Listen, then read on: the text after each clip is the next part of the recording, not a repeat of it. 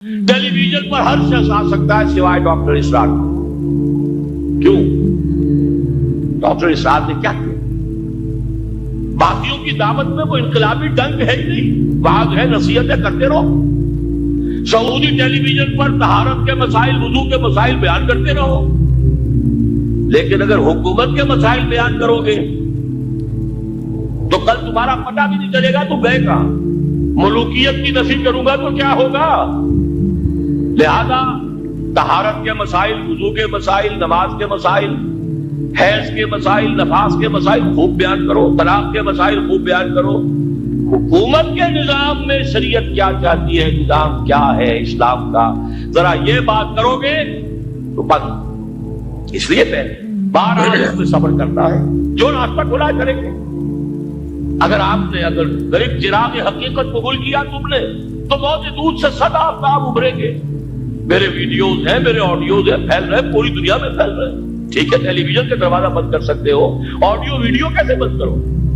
محترم ناظرین کرام، اصول منہج کے اس لائیو اسٹریم میں آپ سبھی کا استقبال ہے۔ یہ ہفتہ واری پروگرام جو اصول منہج پر چل رہا ہے، اس کے اندر ایسے تمام لوگوں کو ایکسپوز کیا جاتا ہے جو سوشل میڈیا پر گمراہیاں پھیلا رہے ہوتے ہیں۔ آپ کے سامنے ابھی جو ویڈیو چلائی گئی ہے، آئیے دیکھتے ہیں اس کے اندر انہوں نے کیا لوگوں کو دعوت دی ہے، کیا پیغام دیا ہے، کیا سکھا رہے ہیں۔ دین کے نام پر، تنظیم اسلامی کے نام پہ کہہ رہے ہیں ٹیلی ویژن پر ہر شخص آ سکتا ہے سوائے ڈاکٹر اسرار کے۔ آخر وہ کہاں بول رہے ہیں؟ میڈیا ہی میں بول رہے ہیں، پوری دنیا میں ان کا بیان سنا جاتا ہے، لیکن وہ یہاں پر اپنے آپ کو مجبور دکھا رہے ہیں۔ ڈاکٹر اسرار نے کیا کیا؟ باقیوں کی دعوت میں وہ انقلابی ڈنک ہے ہی نہیں، واعظ ہے، تلقین ہے، نصیحت کرتے رہو۔ مطلب ڈاکٹر اسرار نے، دوسرے لوگ تو واعظ اور نصیحت کر رہے ہیں۔ تبلیغ دین کا مطلب کیا ہوتا ہے؟ واعظ و نصیحت کے علاوہ اور کیا ہوتا ہے؟ کہہ رہے ہیں کہ دوسروں کی دعوت میں وہ انقلابی ڈنک نہیں ہے۔ آپ کی جو ہے دعوت میں وہ کون سی انقلابی ڈنک تھی جس کی وجہ سے سرکاری ٹی وی پر آنے سے منع کر دیا گیا، یا کیا ہوا وہی جانتے ہوں گے۔ ان کے یہاں ان کو بلایا جاتا تھا، نہیں بلایا جاتا تھا، کس لیے بلایا جاتا تھا، کیوں نہیں بلایا جاتا تھا، وہی بہتر جانتے ہیں۔ بھائی سرکاری ٹی وی پر آنا کوئی ضروری ہے؟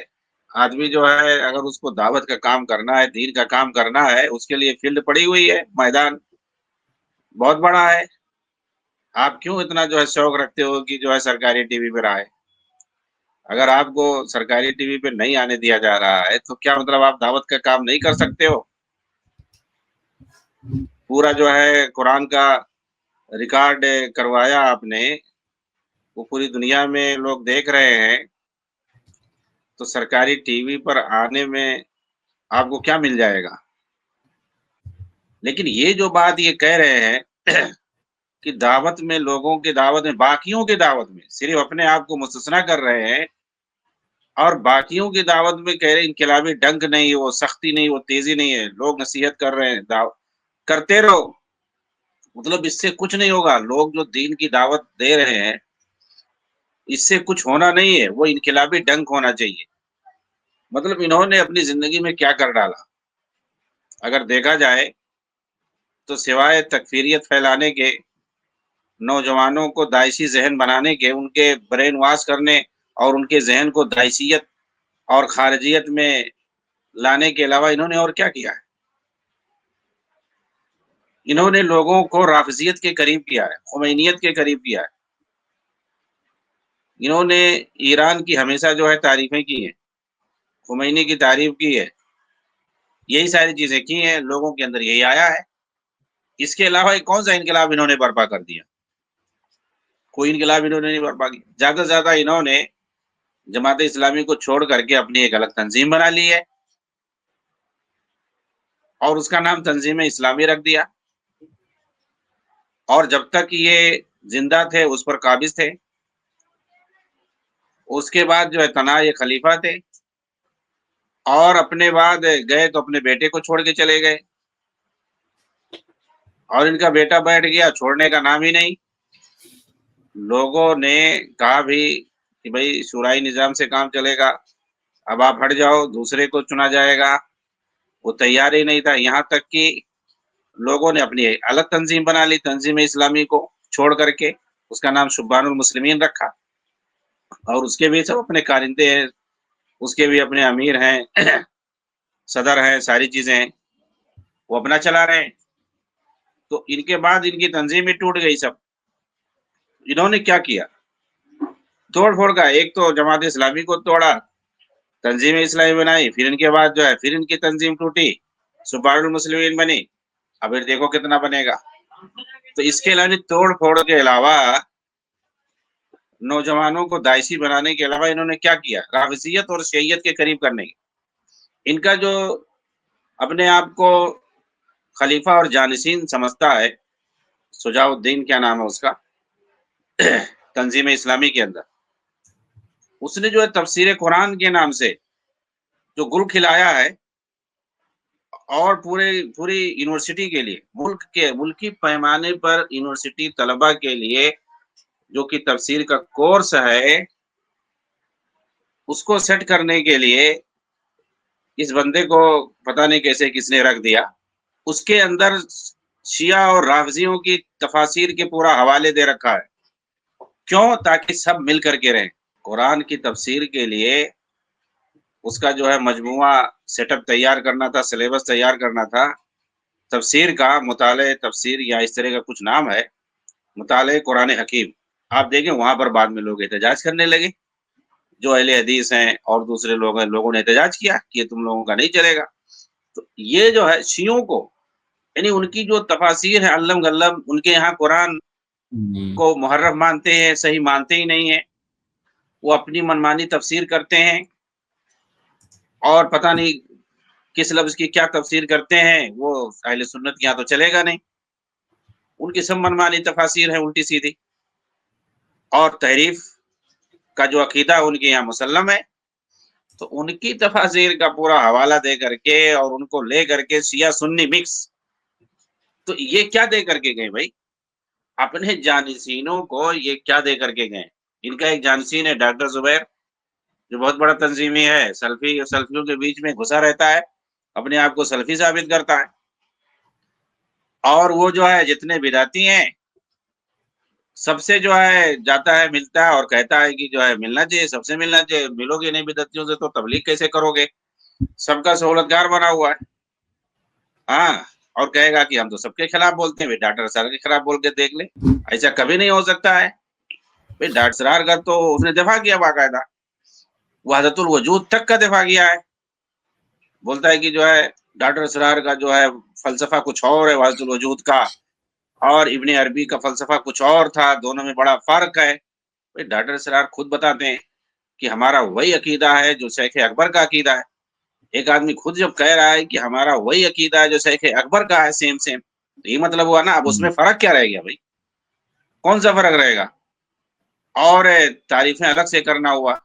اور ابن تیمیہ رحمہ اللہ نے ابن عربی کی جو تکفیر کی ہے اور اس کو زندیق کہا ہے, اور کہا ہے کہ جو وحدت الوجود سے بڑا کفر کوئی دنیا میں ہو ہی نہیں سکتا ہے, اس کی بنیاد پر, اس جلن کی بنیاد پر ابن تیمیہ رحمہ اللہ کو الٹا پلٹا کہا کہ جو ہے شرعی دینی شرعی گالیاں جو ہے ابن تیمیہ نے ان کو دی.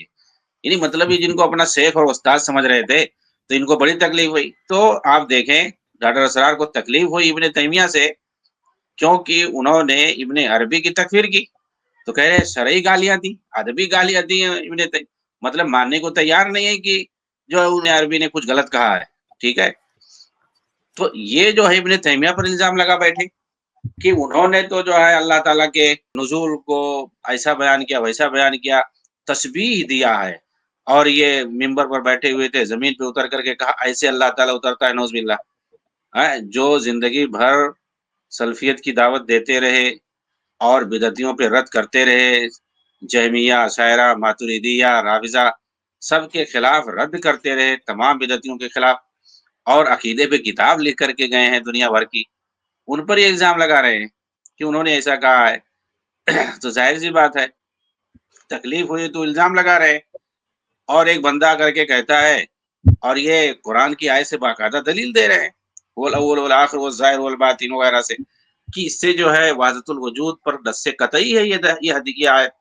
تو اس طرح کی جو بات کرتا ہے، اور ام المصبحات جو ان کی کتاب ہے اس کے اندر وحدت الوجود پر جو ہے باقاعدہ ان کی تحریریں ہیں کہ، اور مثال دے کر کے سمجھاتے ہیں کہ اس کائنات میں صرف جو اللہ کا وجود ہے، اس طرح کی چیزیں، اور مثال دیتے ہیں کہ جیسے آگ کا گولا ہے، کسی جو ہے چھڑی میں آپ باندھ لیں ایک گولا آگ کا اور اس کو گھمائیں تیزی سے، تو وہ تو گولا ایک ہی لیکن پورا دائرہ دکھتا ہے، تو دوسری چیزیں ہیں وہ صرف جو ہے اس کی پرتوں ہیں، ایسے ہی ہے، تو مطلب حقیقت میں صرف اللہ تعالیٰ ہے، اس طرح سیم وہی چیز ہے۔ ابن عربی وغیرہ نے جو بات کہی ہے سیم وہی چیز ہے، لیکن جو ہے یہ لوگ دفاع کر رہے ہیں، بدعتیوں کے بیچ میں سہولت کار بن کر کے آ کر کے دفاع کر رہے، تو یہ جو ہے ان کی حالت ہے۔ تو ڈاکٹر اسرار جو ہے اس کے علاوہ انہوں نے اور کیا کام کیا ہے، اور جو دین کا کام کر رہے ہیں اپنے علاوہ دوسروں کو یہ نکار رہے ہیں کہ کرتے رہو واعظ نصیحت، یہ کرو وہ کرو، اسے کچھ ہوگا ہی نہیں، تو آخر ہوگا کس سے؟ وہ کون سا جو ہے انقلاب لانا چاہتے ہو؟ وہی انقلاب ان کا ہے کہ شیعوں کے ساتھ، رافضیوں کے ساتھ، خمینیوں کے ساتھ مل کر کے حکومت بنا لو، حکومت بنانے کے بعد اس کے بعد جو جیسا چاہیں گے ویسا نافذ کریں گے۔ ارے جب حکومت بناؤ گے تو کون لوگ رہیں گے؟ حکومت اکیلے سے چلے گی؟ کوئی ڈنڈا سے چلاتا ہے کیا؟ ایک آدمی سے تھوڑی حکومت چلتی ہے، لاکھوں لوگ اس میں رہتے ہیں، تو لاکھوں لوگ رہیں گے کیسے؟ وہ کون لوگ ہوں گے؟ کون لوگ ہوں گے؟ رافضی ہوں گے، شیعہ ہوں گے، بریلوی ہوں گے، اس کے اندر باطنی ہوں گے، ہر طرح کے لوگ ہوں گے، تو وہ سارے لوگ جو ہے کیا کریں گے؟ کون سا دین نافذ کریں گے بھائی؟ جب تم معاشرہ جب نہیں سدھارو گے اور صالح معاشرہ نہیں بناؤ گے، پہلے سے اچھے لوگ جب نہیں ہوں گے، توحید والے نہیں ہوں گے، تو کون سا دین نافذ کریں گے آخر؟ وہ کون سا اسلام نافذ کریں گے؟ جو نبی صلی اللہ علیہ وسلم لے کر کے جو آئے تھے وہی اسلام نافذ کریں گے؟ صحابہ جس پر چل رہے تھے اور انہوں نے جسے اسلام کو نافذ کیا تھا، اور اسی طریقے سے تابعین، طب تابعین، ائمہ محدثین کے زمانے میں جو اسلام تھا، کیا وہی رہے گا؟ ایسا کبھی نہیں ہو سکتا ہے۔ آج کے جو نام نہاد کے جو مسلمان ہیں شرک و بدعت اور گمراہیوں میں ڈوبے ہوئے ہیں، قبر پرستی اور مزار پرستی میں، خانقاہیت میں اور وحدت الوجود میں جو پڑے ہوئے ہیں، یہ لوگ کون سا دین نافذ کریں گے بھائی؟ اگر یہ لوگ حکومت لائیں گے جیسا کہ یہ لوگ بول رہے ہیں، وہی سارا ان کا مطلب وہی ہے، مقصد وہی ہے، کون سا اس میں یہ دین نافذ کریں گے؟ وحدت الوجود والا دین نافذ کریں گے؟ قبر پرستی والا دین نافذ کریں گے؟ خانقاہیت والا دین نافذ کریں گے؟ گھوڑا پرستی والا، شیعوں اور رافضیوں والا دین نافذ کریں گے؟ صحابہ کی گستاخی والا؟ کون سا دین یہ لوگ نافذ کریں گے؟ اور یہ اکثر جتنے پیروں اور مرشدوں اور اپنے جو ہے گروؤں کی تعریفیں کرتے ہیں، سب بدعتی ہوتے ہیں، اکثر جو ہے یا تو مقلدین ہیں، بدعتی ہیں، صوفی ہیں، انہی لوگوں کی تعریفیں کرتے ہیں، شیعوں کی، رافضیوں کی، جتنے گستاخان صحابہ ہیں، یا جتنے جو ہے پیر پرستی، خانقاہ پرستی، قبر پرست قسم کے لوگ ہیں، یا کم سے کم جو ہے تقلید پرست لوگ ہیں، انہی لوگوں کی تعریفیں کرتے ہیں، تو ظاہر سی بات ہے وہی دین نافذ کرو گے، انہی لوگوں کا بتایا ہوا۔ تو اللہ کے رسول صلی اللہ علیہ وسلم جو لے کے آئے تھے وہ تو نہیں نافذ کرو گے، صحابہ جو لے کر کے آئے تھے اس کو تو نہیں نافذ کرو گے۔ تو یہ انقلابی ڈنک جو ہے کر کے گئے ہیں 30-40 سال تک، میں تو نہیں سمجھتا ہوں کہ انہوں نے کون سا انقلاب برپا کر دیا، سوائے جو ہے نوجوانوں کو یہ بتا کے چلے گئے کہ ہماری کوئی عبادت اللہ قبول نہیں کر رہا ہے، کیونکہ ہم نظام کفر میں، کیونکہ پوری دنیا ان کے یہاں نظام کفر ہے، نظام کفر میں رہتے تو کوئی تو ہماری عبادت قبول نہیں ہو رہی ہے۔ تو اس طرح کی بات یہ کر کے گئے۔ اچھا، اس کے بعد کیا کہہ رہے ہیں؟ سعودی ٹیلی ویژن پر، ہاں، اچھا دنیا میں کیا سعودی ہی ملک ان کے نظر میں آ رہا ہے؟ اپنے ملک کی بات کرو بھائی، سعودی کی کیوں بات کر رہے ہو؟ سعودی میں ان کے ہاں کیا نام ہے، گویا دین ہے ہی نہیں۔ سعودی میں ان کے یہاں 1 انچ کہیں نہیں اللہ کا دین نافذ ہے، ایسا لگتا ہے کہ سعودی میں گئے ہی نہیں، اور وہاں چونکہ ملوکیت ہے، اس وجہ ملوکیت کا مطلب جاہلیت، وہاں کچھ ہے ہی نہیں۔ یہ جو ہے باور کرا رکھا ہے ان لوگوں نے، یعنی حضرت سلیمان علیہ السلام جو بادشاہ تھے ان کے دور میں ملوکیت تھی، داؤد علیہ السلام کے دور میں ملوکیت تھی، تو وہ اس کا مطلب کیا؟ جاہلیت تھی، نعوذ باللہ، وہ اسلام ہی نہیں تھا، صاف صاف انہوں نے کہا کہ خلافت راشدہ کے بعد ملوکیت آ گئی، اسلام کہاں تھا؟ اسلام تو تھا ہی نہیں، صاف صاف انکار کر رہے ہیں۔ تو ملوکیت کو یہ اسلام ہی نہیں مانتے ہیں، تو ان لوگوں کا کچھ پتہ ہی نہیں ہے۔ سعودی ٹیلی ویژن پہ طہارت کے مسائل، وضو کے مسائل بیان کرتے رہو، لیکن اگر حکومت کے مسائل بیان کرو گے تو کل تمہارا پتہ بھی نہیں چلے گا تم کہاں چلے گئے۔ تو اس طریقے کی بات کر رہے ہیں، طہارت کے مسائل، وضو کے مسائل، نماز کے مسائل، حیض کے مسائل، نفاس کے مسائل خوب بیان کرو، طلاق کے مسائل خوب بیان کرو۔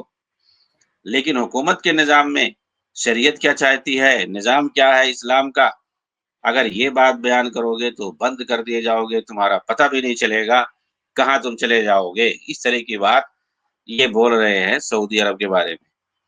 اگر حکومت کے بارے میں کیا بات بتانا ہے، سب سے بڑا مسئلہ یہی ہے کہ حکومت کے بارے میں لوگوں کو کیا بتانا ہے۔ نماز کے بارے میں، روزہ کے بارے میں، وضو کے بارے میں جو لوگ پوچھتے ہیں عام طور سے دینی مسائل وہی لوگ بتاتے ہیں۔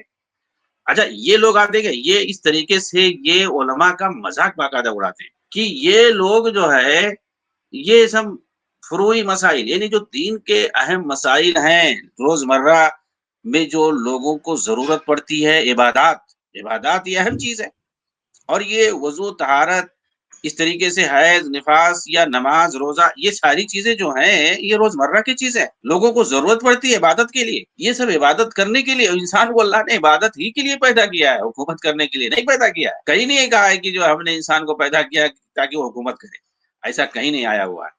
اللہ تعالیٰ نے پیدا کیا ہے، عبادت کے لیے پیدا کیا ہوا ہے، تو عبادت ہی کے مسائل لوگ پوچھتے ہیں اور علماء یہی ساری چیزیں بتاتے ہیں۔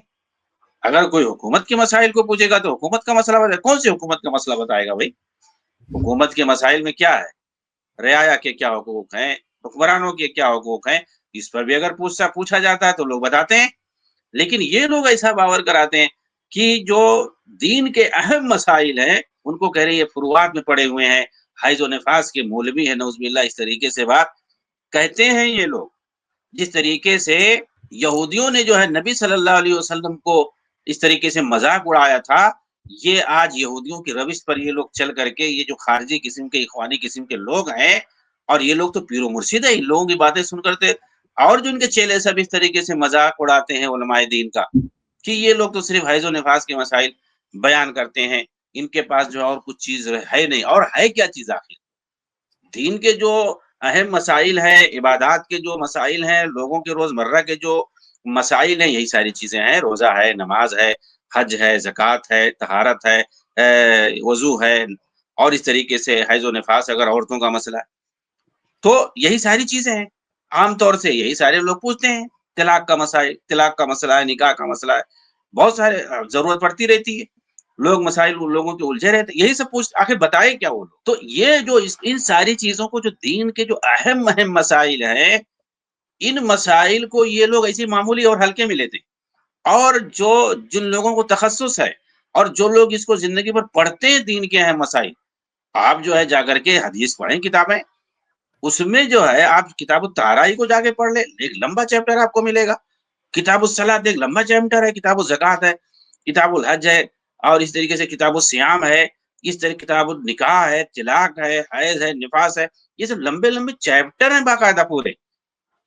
یہ سب ایک کتاب بناؤ گے جو یہ جن کو یہ ہلکا بنا کر کے پیش کر رہے ہیں اور مذاق بنا رہے ہیں، اور علماء کے جو ہے ایسا لگتا ہے کہ ان کی کوئی اہمیت ہی نہیں ہے، اس طرح بیان کر رہے ہیں، ان کو جو ہے ان کو زندگی ان کے جو ہے اسی میں کھپ جاتی ہے، لگ جاتی ہے ان کو پڑھنے میں اور ان کو سمجھنے میں، کیونکہ یہی دین ہے، یہی سب اثر۔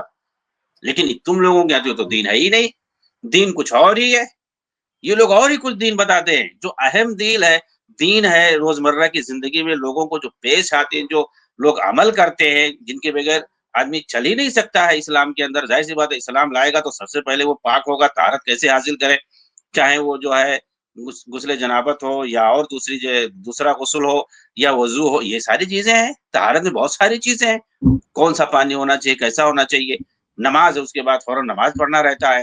نماز کے لیے ہر طریقے جتنے بھی، چاہے حیض و نفاس ہو یا طہارت، ہر چیز کے جو وضو ہے، سارے مسائل آئیں گے وہاں پہ، کیسے پاکی حاصل کرے تبھی تو نماز پڑھے گا، اور بغیر نماز کے انسان جو ہے ایک دن بھی نہیں چل پائے گا۔ تو ساری چیزیں اس کے سامنے ہیں۔ تو یہ جو دین کے جو اہم مسائل ہیں، جس کے بغیر آدمی ایک دن نہیں گزارا کر سکتا ہے، اس کو یہ لوگ جو ہے مذاق بنائیں گے، اور ان علماء کا جو کبار علماء ہیں ان کو یہ لوگ مذاق بنا کر کے پیش کرتے ہیں، ان کی کوئی اہمیت ہی نہیں ہے، تو کہیں گے یہ تو 2 ٹکے کے مولوی ہیں، یہ حیض و نفاس کے مولوی، ان کو یہ حتیٰ کہ یہاں تک کہ یہ جو ہے بیہودی ایسا الزام لگاتے ہیں کہ یہ سلوار کے پیجامے سے باہر ہی لوگ نکلتے ہیں، نعوذ باللہ، ایسی باتیں تک یہ لوگ کہتے ہیں علماء امت کے بارے میں، جو دین کے اہم مسائل لوگوں کو بتا رہے ہوتے ہیں، سمجھا رہے ہوتے ہیں۔ کہتے ہیں کہ یہ لوگ جو ہے حکومت کے بارے میں بات نہیں کرتے. یعنی ان کے یہاں سب سے بڑا مسئلہ جو ہے حکومت کا ہے کہ حکومت کے مسئلہ، آخر حکومت کے بارے میں کیا بولنا ہے بھائی؟ سب کچھ لا کر کے کہیں گے. یعنی دین، سارا دین لوگوں کو سمجھا دو تو یہ لوگ کہتے ہیں کہ جو ہے وہ تو دین ہی نہیں ہے. دین کیا ہے بھائی؟ حکومت کے بارے میں نہیں بولتے. کیا حکومت کے بارے میں نہیں بولتے؟ مطلب ان کا یہ ہوتا ہے کہ جو موجودہ نظام ہے، کوئی بھی ملک ہو، کیسا بھی نظام ہو، جمہوری نظام ہو یا اسی طریقے سے ملکی نظام ہو، کیسا بھی ہو، اس کے خلاف کیوں نہیں بولتے؟ لوگوں کو اس کے خلاف ابھارتے کیوں نہیں؟ اس پر جو ہے تنقید کیوں نہیں کرتے؟ اس کی برائی کیوں نہیں بیان کرتے؟ اس کی عیب جوئی کیوں نہیں کرتے؟ اور اس کو گالی کیوں نہیں دیتے؟ یہ سب ان کا مقصد ہوتا ہے، اس کے علاوہ اور کوئی مقصد نہیں ہوتا ہے. ورنہ اور کیا مسئلہ ہے بھائی؟ کہہ رکھے کہ حکومت کے بارے میں بتانا، حکومت کے بارے میں شریعت کیا چاہتی ہے. ارے کیا چاہتی ہے؟ کس کو نہیں پتا ہے حکومت کے بارے میں شریعت کیا چاہتی ہے؟ اس کو جہاں ضرورت پڑتی ہے لوگوں کو بیان کرتے ہیں، جہاں جو پوچھتا ہے وہ بیان کرتے ہیں. اور کیا چاہیے بھائی؟ کیا حکومت جو ہے، شریعت نے بادشاہی نظام کو نکارا ہے کیا کلی طور پر؟ اس کو تو ایکسپٹ کیا ہے. یا تو آپ نے پڑھا نہیں ہے یا پھر لوگوں کو گمراہ کر رہے ہیں. جتنا بھی ہے اللہ کے رسول صلی اللہ علیہ وسلم کی حدیثیں پڑھو بھائی، کتاب الجہاد جا کر کے پڑھو، کتاب الامارہ جا کر کے پڑھو، ساری چیزیں صحیح مسلم کے اندر کتاب الامارہ جا کر کے پڑھو. آپ کو سمجھ میں آئے گا کہ جو ہے کون سا نظام اسلام کے اندر مقبول ہے اور کون سا نظام نہیں مقبول ہے. تو یہ لوگ جو یورپ کا بنایا ہوا جو جمہوری نظام ہے اس کو تو مانتے ہیں، لیکن جو اسلام کے اندر ملوکی نظام ہے اس کو نہیں مانتے. یعنی ایک تو جو ہے شورائی نظام ہے اور ایک ملوکی نظام ہے، دونوں چیزیں ہیں. گرچہ اس میں بہتر اور افضل جو ہے وہ شورائی نظام ہے، اور ملوکی نظام جس کو متغلب کہتے ہیں. دونوں چیزیں ہیں، دونوں جو ہے مقبول ہیں. لیکن جو ہے جو اسلام میں مقبول ہیں، جس پر علماء کا اجماع ہے باقاعدہ، اس کو چھوڑ کر کے جمہوریت ان کے یہاں سب سے اچھا ہے. ہاں، اور جو اسلام کے اندر جو قابل قبول ہے اس کو جو ہے یہ لوگ جاہلیت کہتے ہیں. یعنی گویا صحابہ کرام حضرت معاویہ رضی اللہ تعالیٰ عنہ کے زمانے میں انہوں نے جاہلیت کو قبول کر لیا. کسی کا اعتراض نہیں آتا ہے معاویہ رضی اللہ تعالیٰ عنہ کی حکومت پر، کسی کا کوئی اعتراض نہیں. کسی ایک صحابی کا آپ دکھا نہیں سکتے ہو. ہاں، تو یہ ڈاکٹر اسرار ہوں، ابو العلا مودودی ہوں، سید قطب ہوں، یا جیسے جتنے بھی دور حاضر کے چنٹو قسم کے لوگ ہیں اور نوجوانوں کو گمراہ کر رہے ہیں، ان کا جو برین واش کر رہے ہیں صحابہ کے دور کے بارے میں اور اس خیر القرون کے بارے میں. اللہ کے رسول نے کہا بھائی جب تک 12 خلیفہ رہیں گے اسلام غالب رہے گا قریش کے. کہاں 12 خلیفہ لاؤ گے بھائی؟ اگر حضرت معاویہ کو اور بنو امیہ، دیگر بنو امیہ کے خلفاء کو نہیں لوگے تو کہاں سے لاؤ گے؟ یہ لوگ کہتے ہیں کہ ایسا ہے، وہ قیامت تک مراد ہے. یعنی قیامت تک مراد ہے کہ مطلب بنو امیہ کو چھوڑ دو، باقی کو لے لو، قیامت تک باقی کو لے لو اپنے من پسند کے حساب سے. ارے ان کی بنو امیہ کے بعد کون سا اچھا خلیفہ پیدا ہو جائے گا بھائی دنیا میں؟ کبھی نہیں آ سکتا ہے. جب خلافہ اعلی منہاج النبوہ جب قیامت کے قریب آئے گا اس وقت چاہے کوئی آ جائے، اور وہ مہدی کے علاوہ کوئی نہیں ہو سکتا. نہیں تو دنیا میں بنو امیہ کے بعد کوئی نہیں اس جیسا خلیفہ پیدا ہو سکتا ہے، اور نہ ہوا ہے آج تک. کیسے ہو سکتا ہے بھائی؟ جب اللہ کے رسول نے کہہ دیا کہ یہ 3 صدیاں جو ہیں یہ جو ہے سب سے بہتر صدیاں ہیں، اب اس کے بعد جتنے بھی لوگ آئیں گے سب ویسا کبھی نہیں ہو پائیں گے. صحابہ، تابعین، تبع تابعین، ائمہ، محدثین، ان کی طرف سے کوئی ہو ہی نہیں پائے گا. اور اسی زمانے کے ہیں وہ لوگ. تو ان لوگوں کا جو کام ہے نا سعودی حکومت کے خلاف بھڑکانا. اب یہ دیکھیے سیدھا جو ہے سعودی حکومت پر اٹیک کرے ہیں. وہاں گویا کوئی حکومت کے خلاف بولتا ہے تو فوراً اس کو جیل میں چلے جاتے ہیں. حکومت کے خلاف بولنے کی کیا ضرورت؟ حکمرانی کے نظام پہ کیا بولیں گے؟ کون سا نظام بولیں گے؟ ان کا کہنے کا مطلب کیا ہے آخر؟ تو آپ دیکھیں کہ وہاں جو ہے مسائل بیان کرو گے، تم طہارت کے مسائل بیان کرتے رہو، کوئی مسئلہ نہیں ہے. جیسے آپ بولو گے حکومت کے مسائل بیان کرو گے تو جیل میں ڈال دیا جاؤ گے. ایسا کہیں ہوتا ہے کہ حکمرانی کے مسائل آپ بیان کرو تو جیل میں ڈال دیں گے؟ تو کیا وہاں کتاب الامارہ لوگ نہیں پڑھاتے ہیں؟ اس کو بند کر دیا گیا ہے پڑھانا؟ یا جو حقوق الرعایا اور حقوق الحکام ہے، حقوق الائمہ، وہاں جو بھی ہے رعایا اور حکام کے حقوق جو ہے کتابوں میں شامل ہے، سب پڑھایا جاتا ہے اور ساری چیزیں ہیں. اور مسجدوں میں جن کتابوں کا درس دیا جاتا ہے اس میں کتاب الامارہ بھی آتا ہے، ساری چیزیں آتی ہیں، جس کے جو حقوق ہیں وہ سب بتائے جاتے ہیں. تو قرآن اور حدیث کے حساب سے وہاں ساری چیزیں بیان کی جاتی ہیں. ایسے تھوڑی ہے کہ بھائی جو خوارج کے حساب سے کیسے کس کے خلاف بولنا ہے، کس کے خلاف کس کو بھڑکانا ہے، اس طرح تو نہیں بولتے ہیں. اور اس طرح بولنے کی کیا ضرورت ہے؟ اسی کو مراد لے رہے ہیں. اب خوارج کی طرح سے اگر تم رعایا کو بھڑکاؤ گے، حکومت کے خلاف سازش کرو گے، تو ظاہر سی بات ہے وہ تو کوئی بھی ملک جیل میں ڈال دے گا پکڑ کر کے، کہیں بھی رہو گے ہر ملک جو جیل میں ڈال دے گا۔ حکومت کے خلاف اگر سازش کرو گے اور جو ہے جو دہشت گرد تنظیمیں ہیں ان کو جو ہے پیسہ بھیجو گے، ان کا ساتھ دو گے، ان نوجوانوں کو اس میں بھرتی کراؤ گے، تو ہر ملک جو ہے، کوئی بھی ملک ہو، سعودی صرف تھوڑی ہے، کہیں بھی رہو گے، کسی بھی ملک میں رہو گے، اگر ملک کی سالمیت کے خلاف جو ہے بولو گے تو وہ تو جو ہے فوراً جو جیل میں ڈالے گی۔ ایسا کوئی ملک ہے ہی نہیں کہ جو تم بولتے رہو ملک کے خلاف، ملک کی سالمیت کے خلاف بولتے رہو اور جو ہے تم کو جو ہے کھلی چھوٹ دے دے۔ تو بولنے کی ضرورت کیا آخر؟ یہ تو جو ہے جو خوارج ہوتے ہیں ان کی عادت ہے بولنا۔ وہ اصل جو دین کے مسائل ہیں لوگوں کو جو درپیش آتے ہیں وہ تو بتاتے نہیں ہیں، صرف لوگوں کو حکومت کے نام پہ بھڑکانا۔ اور حکومت پہ بولنے کا مقصد کیا ہوتا ہے؟ حسن بصری رحم اللہ کے پاس کچھ نوجوان آئے اور کہا کہ جو ہے یہ حجاج بن یوسف جو ہے وہ لوگوں پہ بڑا ظلم کرتا ہے، اس کے خلاف جو ہے خروج کرنا ایسا ہے ویسا ہے۔ تو مشورہ لینے کے لیے گئے، کہا کہ بھائی وہ جو ہے تم اس کے خلاف خروج بغاوت کرنے کی بات کر رہے ہو، حجاج بن یوسف تم کو کون سی چیز سے روکتا ہے؟ تم کو نماز روزہ سے روکتا ہے یا کس چیز سے روک رہا ہے؟ تو کہا نہیں ان چیزوں سے تو نہیں روک رہا ہے۔ تو کہا اس کا مطلب جو ہے تمہارا جو ہے اس نے وظیفہ بند کر دیا ہوگا یا تمہارا جائیداد لے لیا ہوگا یا اس طرح کا کوئی مسئلہ ہوگا، یعنی دنیاوی معاملہ ہوگا، کچھ مال کا مسئلہ ہوگا۔ تو کہا یہی ہے۔ تو کہا اس کا مطلب تم دنیا کے لیے لڑو گے۔ تو یہ خوارج کا مسئلہ جو ہوتا ہے یہ صرف دنیا کے لیے ہوتا ہے، ہاں۔ اور یہ ان کی بنیاد یہی ہے، یہ حکام کے جو ہٹانے کی بات کرتے ہیں یا ان سے ٹکرانے کی بات کرتے ہیں، یہ صرف اور صرف کہ ان کی حکومت ختم ہو جائے اور میری حکومت آ جائے۔ اور ان کی پوری زندگی اسی بنیاد پر رہتی ہے، اسی کے ارد گرد گھومتی ہے کہ حکومتوں سے ٹکرانا، اور کر کچھ نہیں پاتے۔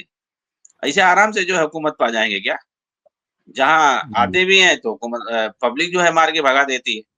تو کبھی کچھ باتیں ہوتے نہیں ہیں۔ ملوکیت کی نفی کروں گا تو کیا ہوگا؟ ملوکیت کی نفی یہ کریں گے جا کر کے وہاں پہ، تو کیا ہوگا میرا؟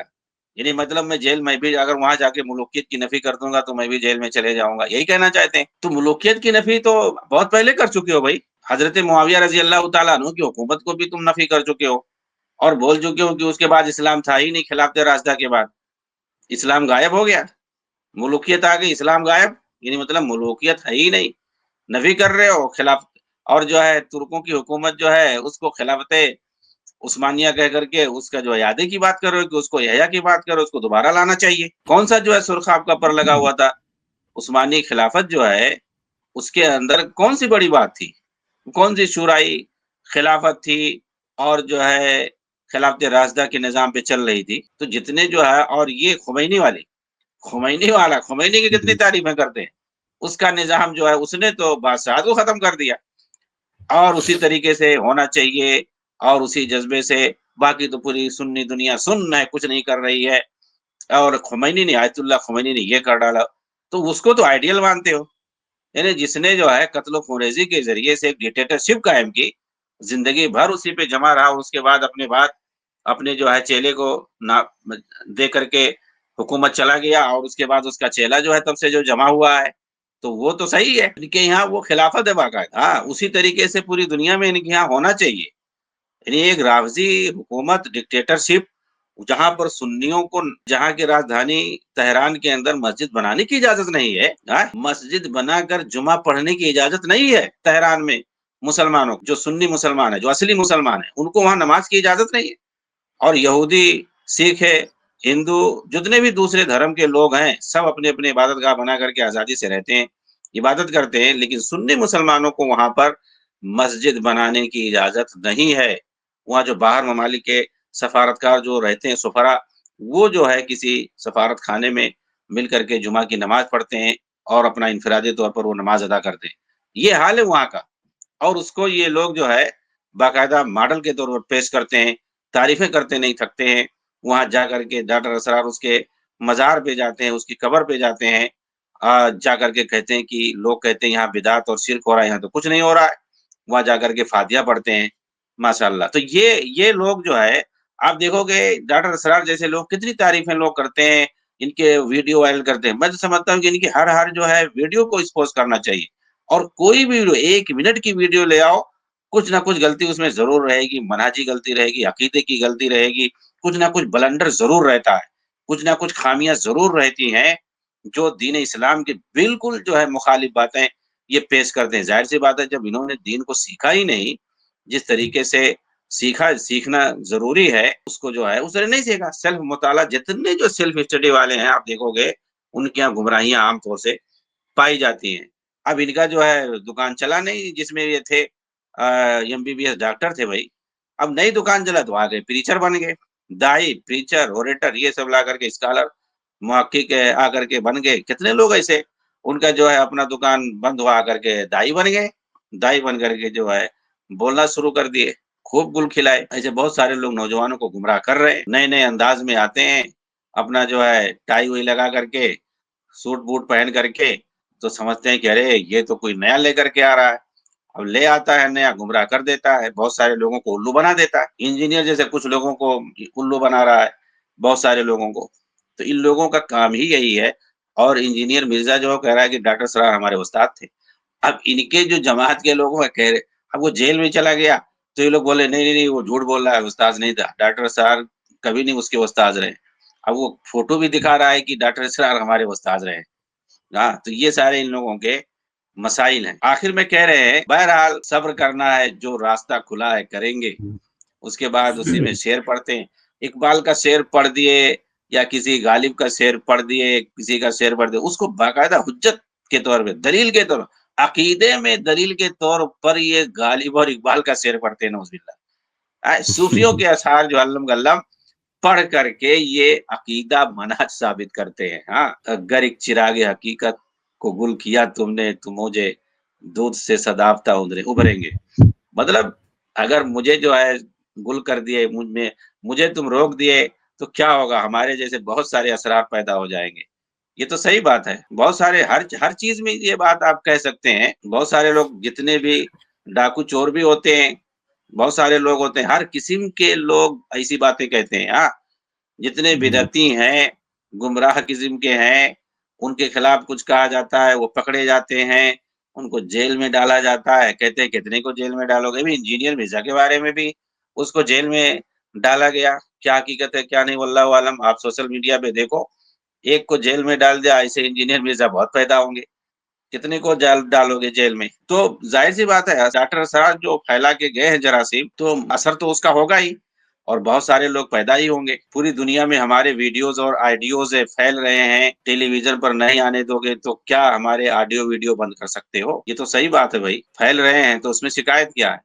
لوگ جو ہے دیکھ رہے ہیں. تو ویسے ہی سوشل میڈیا پر جتنی جو ہے گمراہیاں آپ پھیلا رہے ہیں، ان کو جو ہے سامنے لایا بھی جا رہا ہے. الحمدللہ ایسی کوئی بات نہیں ہے. جواب دینے والے موجود ہیں، بہت سارے لوگ جو ہے جواب دے رہے ہیں.